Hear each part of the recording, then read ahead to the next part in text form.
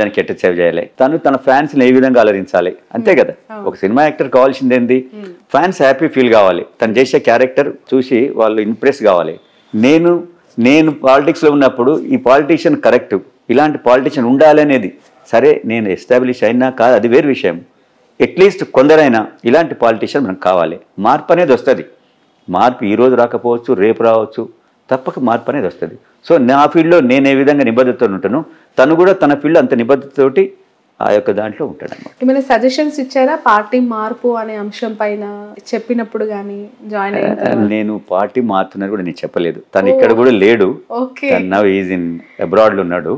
So నేను యాక్చువల్గా నేను మామూలుగా ఉన్నప్పుడు మా కాంగ్రెస్ లీడర్లు నన్ను అప్రోచ్ అయ్యారు. చంద్రశేఖర్ రెడ్డి గారు ఈ విధంగా అవుతున్నారు, మీలాంటి మీరు కాంగ్రెస్ వాది, మీరు ఈ పార్టీలు ఏంటి, మీరు రావాలి, ఈ విధంగా చాలా మంది ఇప్పుడు వస్తున్నారు అంటే నేను అప్పటికప్పుడు నేర్చుకొని సీఎం గారిని కలిశాను. సీఎం గారు ఏమన్నారంటే, అరే నువ్వు ఈ విధంగా ఎప్పటి నుంచో నువ్వు కాంగ్రెస్, ఆయన కూడా చూశాడు నన్ను, నేను కాంగ్రెస్లోనే కార్యక్రమాలు చేస్తూ ఉంటే చూస్తాడు కదా తను కూడా యాజ్ ఎ లీడర్గా, చూసి రమ్మన్నప్పుడు సరే నేను కూడా ఇంప్రెస్ అయ్యాను. డెఫినెట్ సరే ఏదైతే మనకు కరెక్టు అది ప్లాట్ఫాము, ఇది ఈ ఫ్యామిలీ ఈ పార్టీలో నేను ఇమ్మడలేనని చెప్పి నేను దాంట్లో జాయిన్ కావడం. ఓకే, మీ పాపకి తెలుసా మీరు పార్టీ? నా డాటర్ తెలుస్తుంది కదా. ఓకే, తనేమన్నారు, తన రియాక్షన్? అన్న నీ ఇష్టం అన్న, నువ్వు ఏది మంచిగా అనిపిస్తుంటే ఆ పని చెయ్యి. వాళ్ళకి తెలుసు నేను పాలిటిక్స్లో నేను పవర్ కోసమే పరిగెత్తనని వాళ్ళకి తెలుసు. నేను ఏది చేసినా కూడా, నేను ఇప్పుడు కాలేజ్ నడిపినా కూడా చాలా సిస్టమేటిక్. నేను కాంట్రాక్టర్ను, సివిల్ కాంట్రాక్టర్ను. నేను కాంట్రాక్ట్ చేసేటప్పుడు కూడా ఈరోజు రిటైర్డ్ అయిన ఇంజనీర్లు, చీఫ్ ఇంజనీర్లు అయిన వాళ్ళు కూడా ఈ రోజు దాకా కూడా అంటారు, అక్కడ వర్క్ చేసినా కూడా చాలా సిస్టమేటిక్ నేను చేసేది.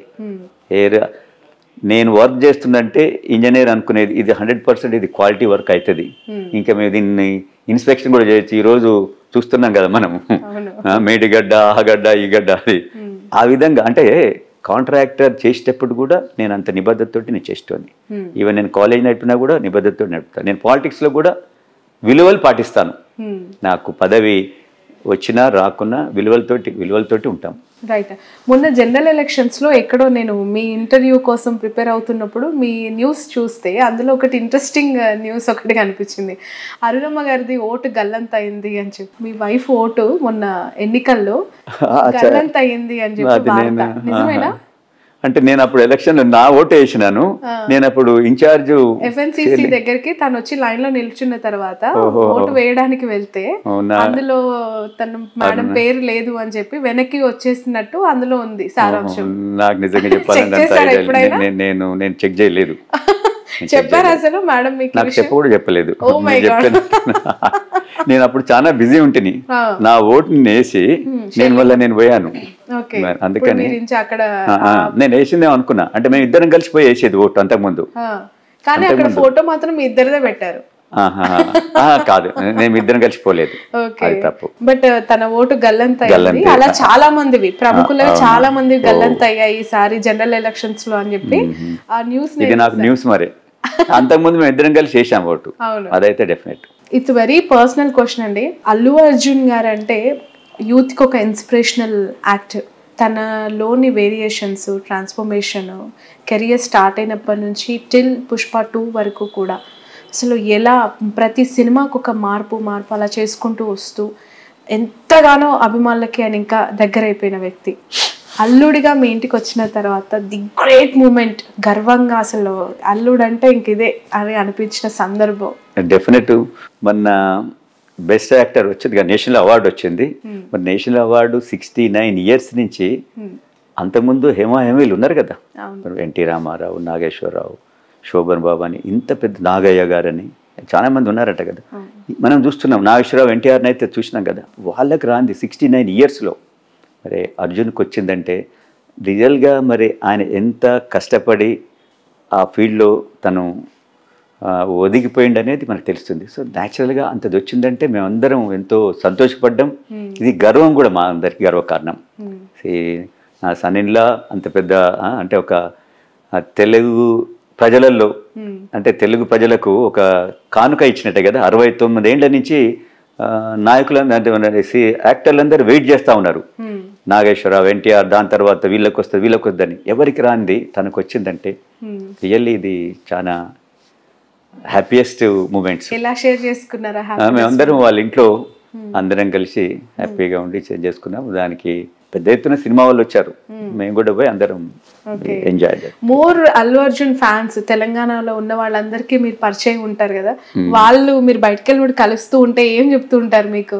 నేను మీరు అన్నారు కదా మా ఊర్లో అది ఓపెనింగ్కి వచ్చాడు కదా, వస్తే ఆ రోజు నేను యాక్చువల్గా అర్జున్ వస్తుండని కూడా నేను బయట ఏం పెద్దగా చెప్పలే.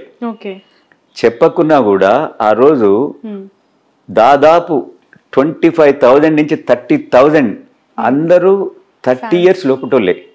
అసలు అన్న ఎక్కడి నుంచి వచ్చింది వీళ్ళందరూ? నేను కొత్త కొత్త ముఖాలు. వాళ్ళు అంటున్నారు మేము 60 కిలోమీటర్లకి వెళ్ళి వచ్చినాం సార్ అంటున్నారు. అప్పుడు అక్కడ పోలీస్ వాళ్ళు వచ్చినారనమాట, ఆ డిఎస్పీ వాళ్ళందరూ.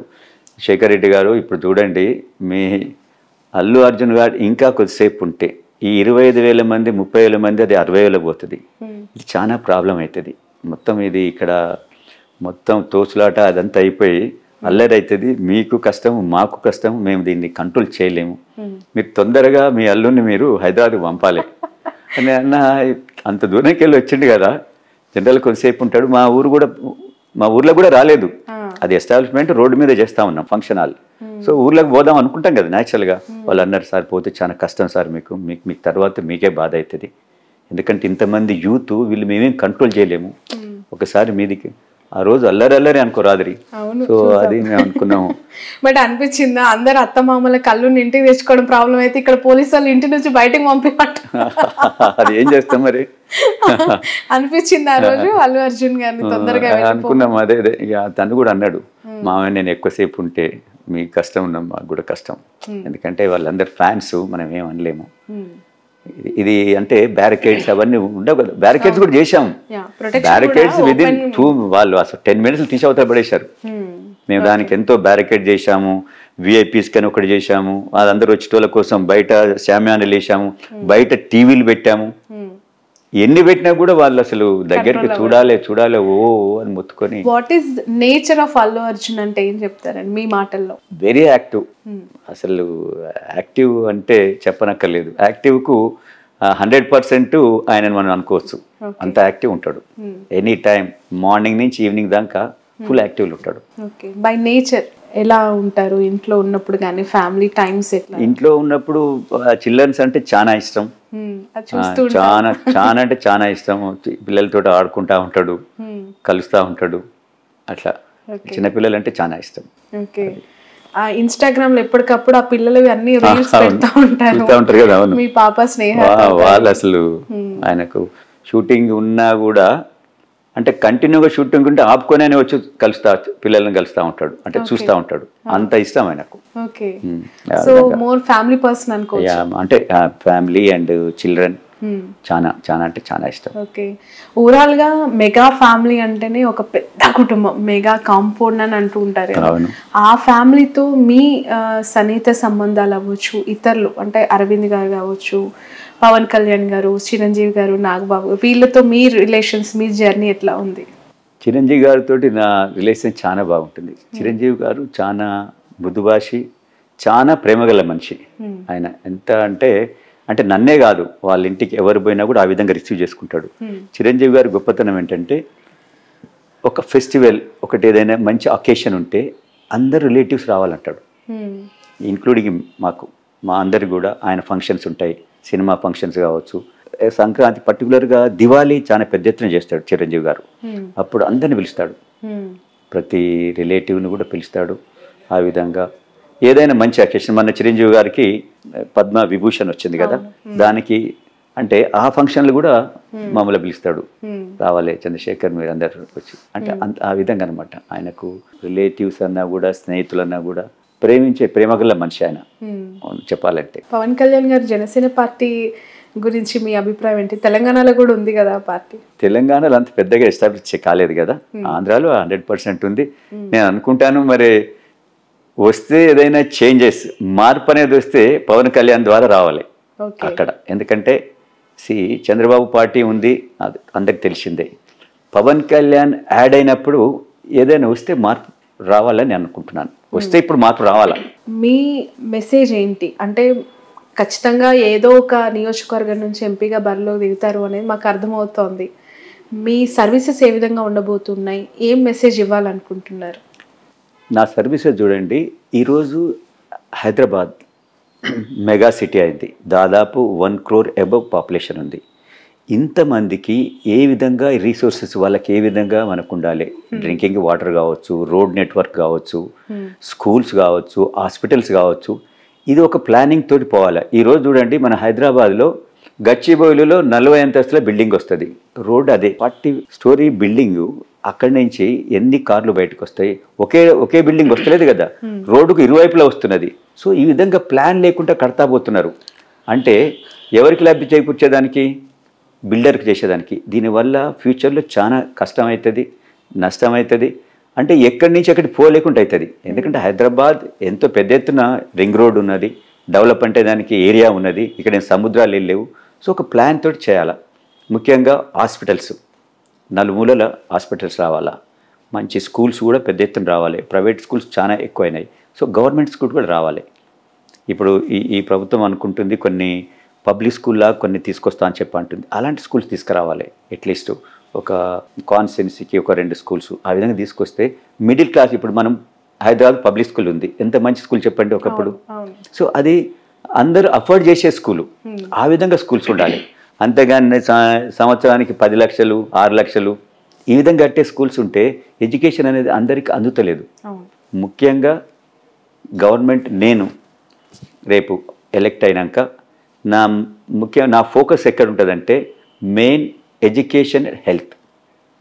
ఈ రెండు ఉంటే ఏ కుటుంబం, ఏ ఇండివిజువల్ అయినా కూడా తనంతటి తను ఎదిగేదానికి ఆస్కారం ఉంది. ఈ 2 లేనప్పుడు ఇక ప్రభుత్వాలు ఎన్ని చేసినా కూడా ఏది కూడా డెవలప్మెంట్ కోసం ముందుకు పోయేదానికి సొసైటీ అంత పెద్ద ఎత్తున పోదు, అంత వేగంగా పోదని నేను భావిస్తాను. ఓకే, ఫైనల్లీ 2 questions మీకు. ఫస్ట్ క్వశ్చన్ ఈజ్, సమీపంగా ఎప్పుడైనా ఇన్ ఫ్యూచర్ అనిపిస్తుందా, కళలో అయినా లేదంటే రియాలిటీ అయితే బాగుండు అని, అల్లు అర్జున్ గారు ఏమైనా పొలిటికల్ ఎంట్రీ? అర్జున్ గారు ఇప్పుడు ఈజ్ యంగ్స్టర్. ఇప్పుడు అల్లు అర్జున్ రాజకీయాల్లో ఉందా అని అనుకునే వాళ్ళకి ఆయన కెరియర్ చాలా పెద్ద ఎత్తున ఉన్నది. ఇప్పుడు నేషనల్ యాక్టర్ అయిపోయిండు, రేపు ఇంటర్నేషనల్ యాక్టర్ కావాలి. అదంతా మేము కోరుకుంటున్నాం.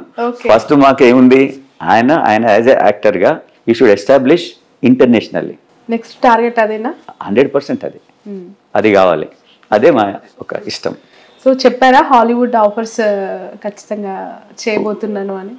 వస్తాయని నేను అనుకుంటున్నాను. ఆయన చెప్పకుండా డెఫినెట్ తనకున్న ఇప్పుడు పేరు, తనకున్న ఈ స్కిల్స్ తోటి డెఫినెట్ ఇప్పుడు మీరు చూస్తూ ఉన్నారు కదా, క్రికెటర్స్ కూడా, టాప్ క్రికెటర్స్ కూడా అర్జున్ సినిమా పాటలు ఇవన్నీ మిమిక్రీ ద్వారా చేస్తా ఉన్నారంటే definite he will become international star. One more question, Pawan Kalyan గారు జనసేన పార్టీని ఇక్కడ బలోపేతం చేయమని ఏమైనా చర్చించారా వాళ్ళతో? మీరు సజెషన్ కానీ మీ ద్వారా డిస్కషన్స్ కానీ? అంటే పవన్ కళ్యాణ్ గారు నాతోటి అది ఎందుకు చర్చించలేకపోవచ్చు అనుకుంటున్నా అంటే, నేను ఆల్రెడీ ఒక పార్టీలో ఉన్నా. సో ఒక పార్టీలో ఉన్నప్పుడు పవన్ కళ్యాణ్ కూడా కొద్దిగా ఎథిక్స్ తోటి నడిచే మంచి. ఆయన ఒక పార్టీలో ఉన్న చంద్రశేఖర్ రెడ్డిని ఈ పార్టీకి ఎట్లా, ఈ పార్టీకి రాని అడిగేటోడు కాడు. మనకి ఇష్టం ఉంటే పోతే